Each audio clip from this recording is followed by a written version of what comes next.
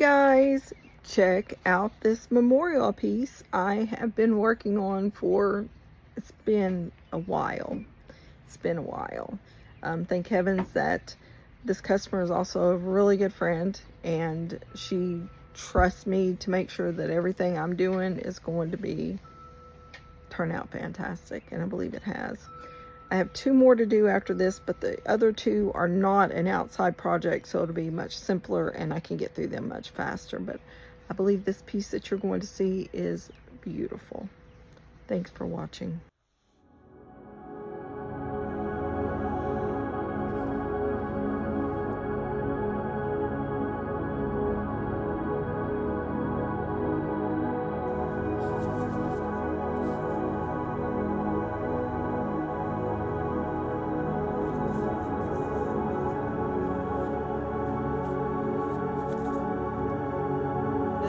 So here I had this white heart silicone mold, and I had pre-coated the clay piece, and I had mixed up my KSResin and put it down in the mold, and I'm just going to dip it, and I want to make sure that I don't get any bubbles. That's the reason I pre-coated the clay mold, because even though the clay is hardened, it's still porous in some ways. So I'm just going to get that put down in here. Now later on in the video you'll realize that we skipped from this when it was cured to something else. I do apologize for that. What happened was, when I unmolded this, I saw that there had been a flaw in that mold. So there was a couple of sections on there that I had to get out my Dremel-like tool and touch up, and I tossed this mold in the garbage. I did not want to make a mistake of using it again, and you will see the mold I went to after this. Thanks, guys.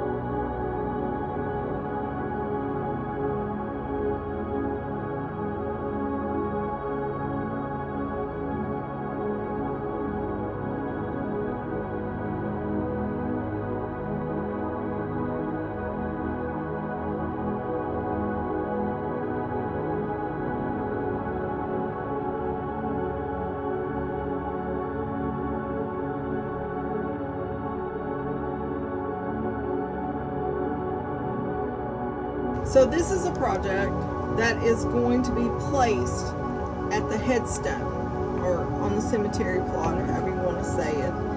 And it is a memorial to a pup, a family dog that passed away, but it also is going to be a memorial to the young man that passed away before the dog, which was my friend's nephew.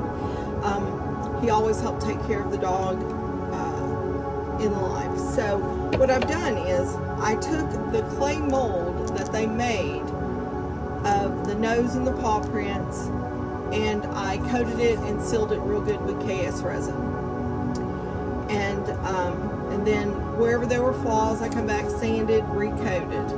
And I come in and I flipped it upside down in this heart. We're going to make it look like a stone. And I place the stones in around it, and more KSResin. Now you see we have some bubbles here, which is not a problem. A lot of people start freaking out when you have bubbles. So I have my handy dandy tool, and it is basically a Dremel brand. It's not the Dremel brand, but that's what it is. And it is. So with technical difficulties, the rest of that video was not recorded, and here we are at this step here. What I did was I used my tool, I cleared out the bubbles, and then I blew them out, wiped them out with alcohol, and then I poured another layer of KSResin and stone on here. Now I'm showing you here the clay piece that is identical to the one that was placed in that stone. What we're doing with this one is we're going to make this look like a stone, exactly as I'm saying it. So we're using a lot of rocks as fillers, the clay piece in the center, and KSResin only. So that's where we're at. We're going to pour some additional resin here. We're going to get this a flat surface, and then we're going to put the picture of the pup on the back side of this stone, and then we're going to seal that in with the KSResin as well. This will still need to cure for, I'm going to say 30 days is what I want it to cure for, even after everything has been done. I know that I started working on this about a month ago, and it's had plenty of time to cure in between those layers, but I still feel like another month before it's placed out on the stone. And here we are after that last pour, and it's cured, and we're going to go ahead and place the picture on the stone. Now this is printed on printable sticker vinyl, and I like it because if I'm using a regular picture that's been printed from a photo, regular photo from Walgreens, then sometimes you'll have the inks give way with the curing process with the resin, so it'll like bleed out. I've had no issues at all using this printable vinyl in my resin. You do see that this KSResin, it has a lot of bubbles. Y'all can see that it has a lot of bubbles, but the one thing about it is those bubbles, they're going to go away. We're not pouring thick layers, we're pouring thin layers, and it has more than enough time in that curing process to leave me with 0 micro bubbles.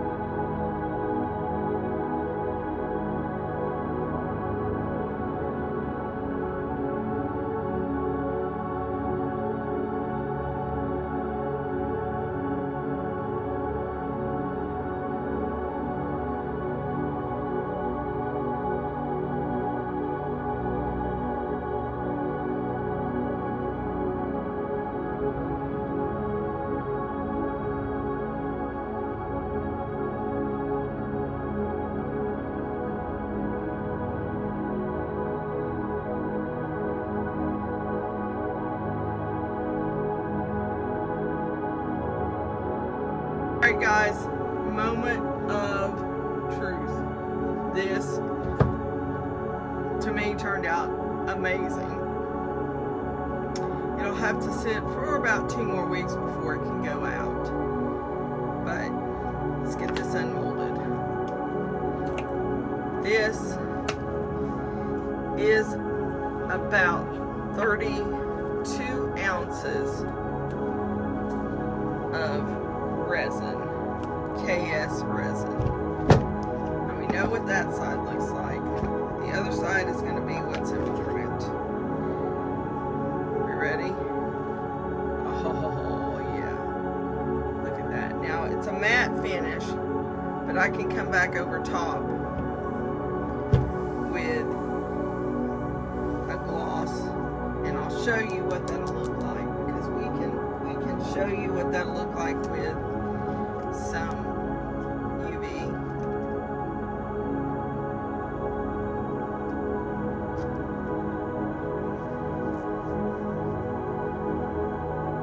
To explain what I'm doing here, we're going to coat that back to take it from matte to a gloss finish with some KSResin. I'm going to take the entire sides off on this mold so that any drips that come down won't stick to the side and mess up the shape of the mold. So we're using just some standard blue painter's tape.